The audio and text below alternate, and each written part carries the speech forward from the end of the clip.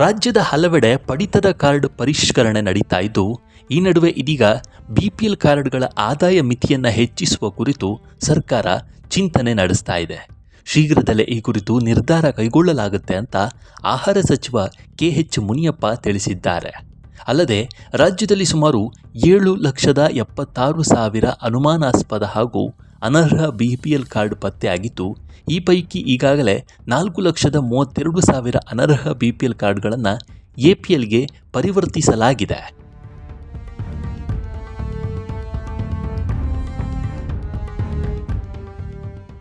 ಇನ್ನು ತುರ್ತು ವೈದ್ಯಕೀಯ ಸೇವೆಗಾಗಿ ಕೋರಿ BPL ಅರ್ಜಿ ಸಲ್ಲಿಸಿದವರಿಗೆ 15 ದಿನಗಳಲ್ಲೇ ತುರ್ತು ಕಾರ್ಡ್ ನೀಡಲಾಗುತ್ತೆ ಅಂತ ಭರವಸೆಯನ್ನು ನೀಡಿದ್ದಾರೆ. ಹೌದು, ರಾಜ್ಯದಲ್ಲಿ BPL ಕಾರ್ಡ್ ಪಡೆಯಲು ನಿಗದಿಪಡಿಸಲಾಗಿರುವ ಸದ್ಯದ ಆದಾಯ ಮಿತಿಯನ್ನು ಹೆಚ್ಚಿಸುವ ಪ್ರಸ್ತಾವನೆ ಸರ್ಕಾರದ ಮುಂದಿದ್ದು, ಈ ಕುರಿತು ಶೀಘ್ರದಲ್ಲೇ ಸೂಕ್ತ ನಿರ್ಧಾರ ತೆಗೆದುಕೊಳ್ಳಲಾಗುತ್ತೆ ಅಂತ ಆಹಾರ ಮತ್ತು ನಾಗರಿಕ ಸರಬರಾಜು ಸಚಿವ KH ಮುನಿಯಪ್ಪ ಭರವಸೆ ನೀಡಿದ್ದಾರೆ.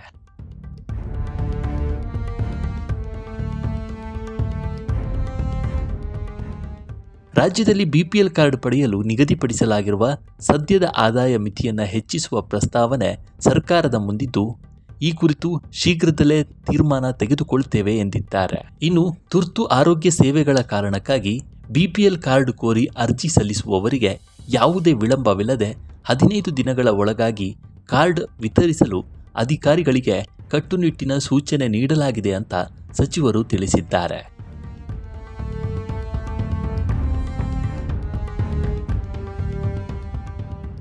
ಸಾರ್ವಜನಿಕ ವಿತರಣಾ ವ್ಯವಸ್ಥೆಯನ್ನು ಇನ್ನಷ್ಟು ಪಾರದರ್ಶಕಗೊಳಿಸಲು ಸ್ಮಾರ್ಟ್ PDS ಯೋಜನೆಯನ್ನು ಜಾರಿಗೊಳಿಸಲಾಗ್ತಾ ಇದ್ದು, ಇ-ಪಾಸ್ ಮತ್ತು ಎಲೆಕ್ಟ್ರಾನಿಕ್ ತೂಕದ ಯಂತ್ರಗಳ ಅಳವಡಿಕೆಗೆ ಟೆಂಡರ್ ಪ್ರಕ್ರಿಯೆ ನಡೀತಾ ಇದೆ ಅಂತ ತಿಳಿಸಿದ್ದಾರೆ.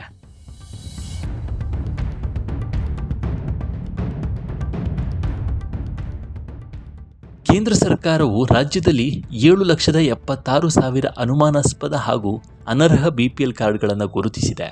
ಈ ಪೈಕಿ ಈಗಾಗಲೇ 50% ಪರಿಷ್ಕರಣೆ ಪೂರ್ಣಗೊಂಡಿದ್ದು, ನಿಯಮ ಮೀರಿ ಕಾರ್ಡ್ ಪಡೆದಿದ್ದ ಒಟ್ಟು 4,32,295 BPL ಕಾರ್ಡ್ಗಳನ್ನು APL ಕಾರ್ಡ್ಗಳಾಗಿ ಪರಿವರ್ತಿಸಲಾಗಿದೆ ಅಂತ ಸ್ಪಷ್ಟಪಡಿಸಿದ್ದಾರೆ.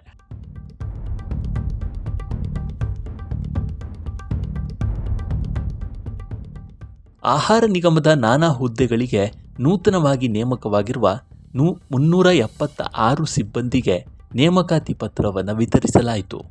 ಜೊತೆಗೆ ಕಾನೂನು ಮಾಪನಶಾಸ್ತ್ರ ಇಲಾಖೆಯಿಂದ ಗ್ರಾಹಕರ ಹಿತರಕ್ಷಣೆಗಾಗಿ ತಪಾಸಣೆ ನಡೆಸಲು ಅನುಕೂಲವಾಗಿರುವಂತೆ 17 ವಾಹನಗಳಿಗೆ KH ಮುನಿಯಪ್ಪ ಅವರು ಹಸಿರು ನಿಶಾನೆ ತೋರಿಸಿದರು.